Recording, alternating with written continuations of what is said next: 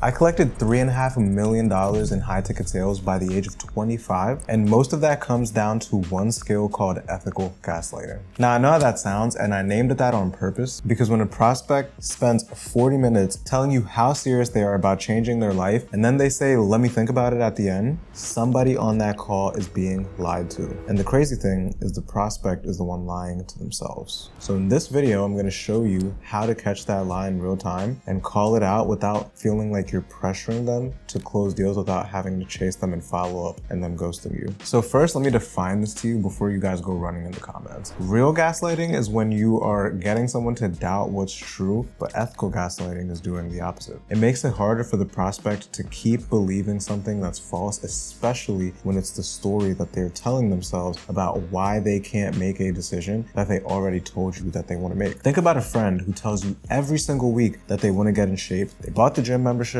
they download the apps, they talk about it constantly, and every time you say, let's go train, they have a different excuse as to why they can't, or why today doesn't work, or why they're tired. At some point, you're going to remind them why it was important for them to get in the gym in the first place, that they want to get in better shape, that they want to look better, that they want to have more energy, they want to feel healthier, they want to be able to wear certain shirts again. And you're going to bring these things back up, but not in a manipulative way, in a accountability way. That's called not being a yes man and holding your friend accountable to the goal, to the thing that they want to accomplish. So in a nutshell, when it comes to ethical gaslighting, you are basically that person, and you're doing that on a sales call. You're keeping them accountable to the thing that they want to solve without feeling like you're just throwing everything that they said at their face, because then they feel manipulated. You care enough to not let that person talk themselves out that they've told you they want to do. Think about a moment where a prospect thanked you for not letting them get off the hook. That's what happens every single call when you master this. You see, the thing that a lot of closers get wrong is they think that this happens at the end of the call. They think that objection handling is what gets people over the line. But the thing is, you're objection handling the whole call. They gave you their objection in the discovery. And so ethical gaslighting helps you be able to preface this, to be able to pre-handle it before it becomes an objection at the end. And if it does become an objection, having the context to be able to help that person out their own way. And this works the best on the smart, skeptical buyers, because the skeptical buyers, for example, their skepticism is really just a defense mechanism to protect them from having to face their reality, from having to face the fact that there are people who are living in the reality that they want to live. So they're skeptical and they tell themselves that it's not true and these people are liars. For sophisticated prospects, smart prospects, their excuses are just going to be covered up in a more fancy sounded way. And the thing about the smart people or the skeptical people is they can smell pressure from a mile away and they resist it. But a smart or skeptical prospect cannot argue with their own words. And the reason that this works on even the most sophisticated of prospects comes down to why they lie in the first place. Your prospect's brain has one job, and that job is not to help them hit their goals. It's to keep them safe and to keep them comfortable, right? It's called their reptilian brain. Brain still thinks you're like fighting tigers and shit. So anything that's perceived as a risk is instantly a red flag, and the walls go up to protect that person.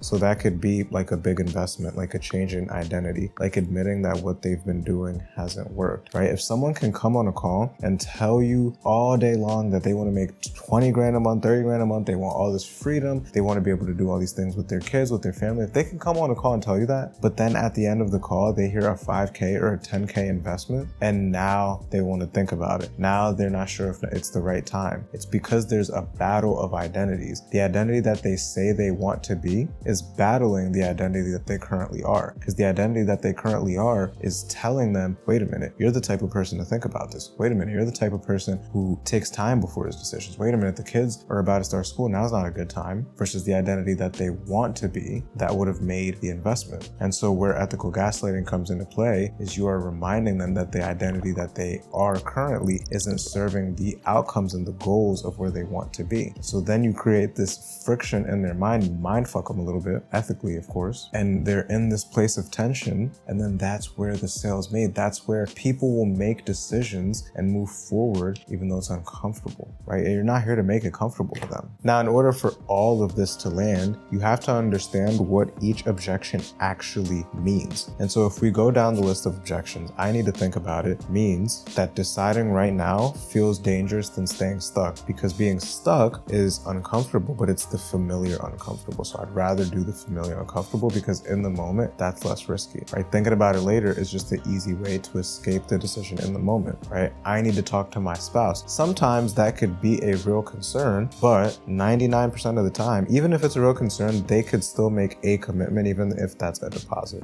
But if we take out even the deposit, 90% of the time what's happening is they're deflecting responsibility, right? They're putting responsibility onto someone who's not there. That could be their spouse, that could be preying on it, that could be fucking anything. Anything that is someone who is not there, business partner, whatever. And so that person has a pattern of putting off decisions. And more often it's an exit that they don't think anyone's gonna argue with. No one's gonna argue with me having to talk to my wife, that's normal. Moving on, timing isn't right? Or any kind of a timing objection means that in their brain, there's this like imaginary start date where everything is just gonna be perfect, where everything is gonna make sense. Again, I always use the kids going back to school because that's like their favorite one, right? The kids going back to school is a prime example of that. Or, oh, I have this vacation coming up. Oh, I have this wedding. The next objection is, oh, I can't afford it, or that's too much money. This is another one of their brain's favorite because money sounds like a mathematical equation, right? Let me go check my finances. Let me go get my ducks in a row. What the fuck does that even mean? What ducks? Let me go run my numbers. Let me check my accounts. Like whatever they say. This is a poor relationship with money is where that's coming from. And so that's the thing we need to ethically gaslight earlier. That's the thing we need to challenge earlier, which obviously stick around. I'm gonna show you exactly how to do this and the steps to be able to do this, but you need to understand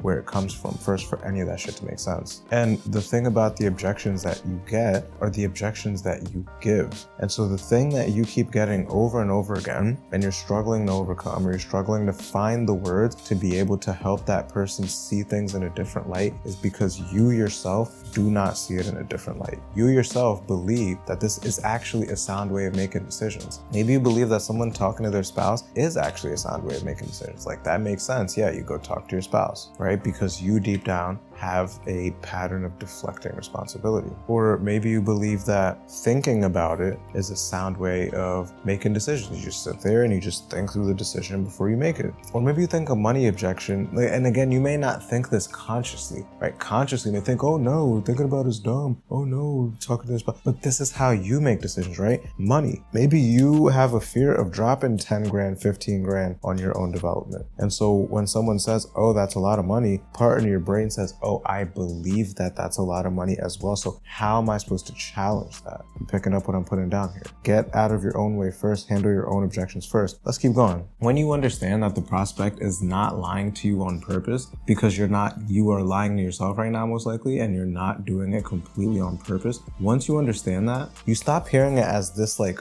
argument that you need to beat, this argument that you need to win, but rather a belief that this person has that is not going to serve them getting from point A to point B. And once you hear it for what it is, you stop trying to throw a bunch of features at their face. You stop trying to throw all these random benefits. You stop trying to defend your offer and your product, and you start addressing the real belief that's beneath the surface. And once you get tired of doing this at the end of the call, you realize, wait a minute, I could just do this shit earlier in the call. And that is the biggest shift that my clients notice that I work with one-on-one. And that's why they start closing prospects who before they would have had to instantly go to follow-up. Because A, they stopped believing those objections. B, they were able to find those objections earlier in discovery. And C, they stop giving themselves those objections. So if you're on calls right now and you feel like your close rate, your commission is not matching the quality of conversations that you're having, hit the link below to book a call with me or my team, and we'll help put together a customized roadmap specifically for you to get you to those 15 and 20K months. Now, before you shift any belief, right now that you understand where they come from,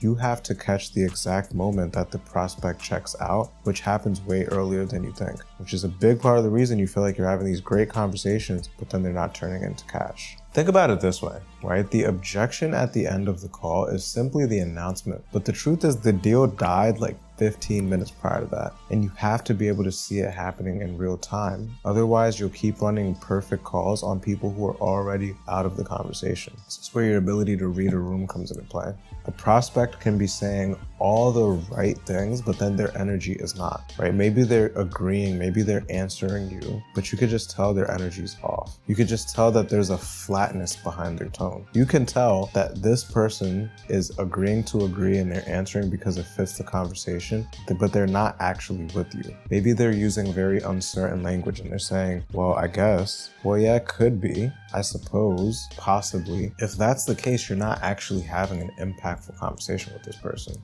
They are just agreeing to agree so that you could tell them the price so they could give you some random objection and get off the call. And they're already checked out. The worst thing you could do when something like this is happening and you can feel it is continuing to just go through your script and go through your process as if nothing's happening. Or maybe start to get like super weird and crank up your enthusiasm. Because what you're communicating to them is they know that their energy's off. They know that they're not showing up correctly or they're not showing up well. And the fact that you haven't called it out means that they cannot trust you to keep them accountable. So how in the are they going to pay you $10,000 at the end of the call if they can get away with all this bullshit throughout the discovery? They can't trust you, and that's the problem. People respect people who call them out on their bullshit, and that is who they're going to trust to lead them. So once you have a problem and you have an engaged person who is not just answering to answer, now this is where we shift the belief. See, as we've already identified, objections are symptoms, and the belief underneath, that's the actual disease. So now I'm going to teach you how to treat the motherfucking disease. And that's exactly what ethical gaslighting is. So the first step of all of this is knowing what belief am I handling right now. And so there's 5 core beliefs that you're going to be pre-handling, and that's procrastination, money, time, ego, and knowledge. Those are the core beliefs you're going to be handling. And how you find this is by asking them what they've done to solve the problem before, and then that's how you diagnose with them what the fuck is wrong here, what's held them back. And so if they say something like, oh, I've just been doing research and watching videos, then that means procrastination. They've been afraid to take action, right? If they say I didn't have the money, that one's easy, right? That's a belief with money that you're going to need to break. They say things like, oh, things have been crazy busy with time. Obvious, time. Their answer is going to tell you exactly what belief you're handling here. And so step 1 is just listening for it, right after you build the problem and discovery. Step 2 is where you pattern interrupt. So there's a couple different ways to do this. Is it okay if I offer a perspective? Can I say something here without potentially offending you? Is it okay if I make an observation? And then you're going to show them that the reason that they need to do something has also been the reason that they haven't.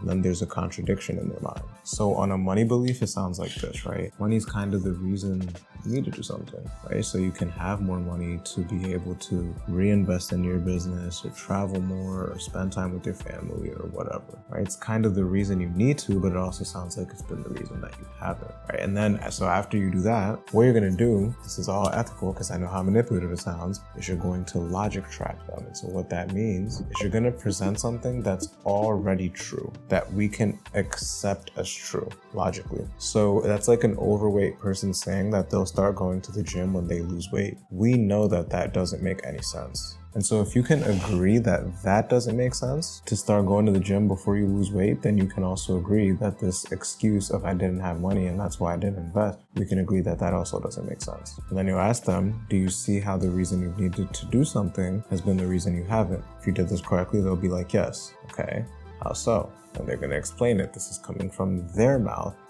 They're now the ones who are explaining back the thing that you just planted. And then step 3 is simple. That's where you overcome it. What has this way of thinking? What has it cost you? Right now, they're going to tell you what this way of thinking that you just fucking planted in their brain, what it's cost them, right? Are you ready to let go of that? Yes. Why now? Can I keep you accountable to that, right? That's how you overcome it. And by the why now, they're telling you why now is a good time to overcome the fucking thing that we just identified has kept them stuck. Can I keep you accountable to overcoming it? I.e., can I objection handle you if that excuse were to show itself? So now, if money were to come back and they try to use it as an objection, you've ripped this way of thinking away from them. So there's a chance they might try to use it as an objection, right? I'm not saying they won't, but if they do, you're in a much better place to be able to handle it. And you're not just this deer in the headlights. Because now it's you and them versus this belief that we identified has kept them stuck. It's not just you versus them. So now when you're at the end of the call, and let's say they try to give you the objection, very simple, right? You're gonna do it in a very collaborative way. Remember when you asked for that extra layer of accountability?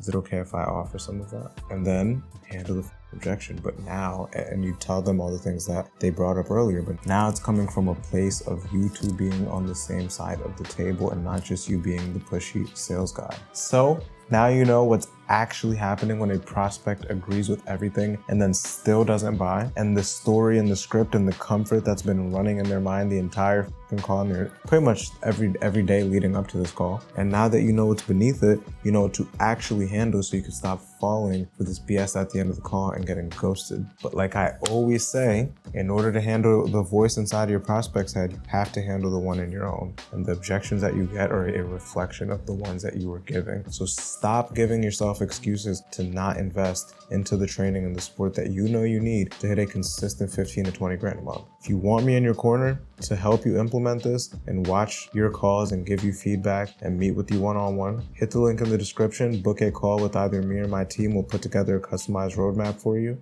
As always, make sure you like, comment, and subscribe. I'll see you in the next one. Peace.